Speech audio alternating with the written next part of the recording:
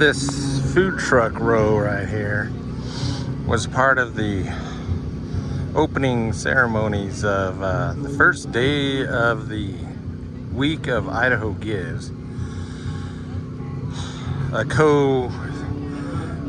It's actually a state, not really supported, but initiative. And the cities of Chubbuck and Pocatello got together and decided the week of May 3rd or 4th to 7th is going to be their Idaho Gives Week. And that's because Idaho relies mainly on charities for social programs.